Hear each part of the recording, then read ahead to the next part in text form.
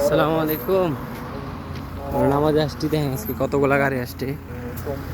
দেখছেন কতগুলা গাড়ি। বাংলাদেশে থাকতে একটা গাড়ি আসলে আমরা সবাই দূরে দূরে যেতাম গাড়ি দেখতে। আর এখানে সবার গাড়ি আছে, মানুষের থেকে গাড়ি সংখ্যা বেশি। প্রত্যেকটা মসজিদের থেকে বেশি বেশি গাড়িও দেখছেন কতগুলো গাড়ি।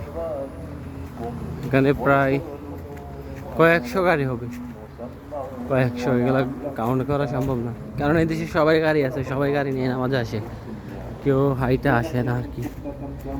গ্রামে না বেশি তো, আর তাদের সব কিছুতে সুবিধা আছে, রাস্তাঘাট, দেশ উন্নত দেশ। আমাদের মতো তো মারামারি কাটাকাটি নেই। গাড়ি গাড়ি পার্কিং করে রাখছে, কেউ গাড়ি চলতেছে, রোডঘাট সব কিছুই অনেক সুন্দর। দেখছেন কত গাড়ি। দেখে দেখে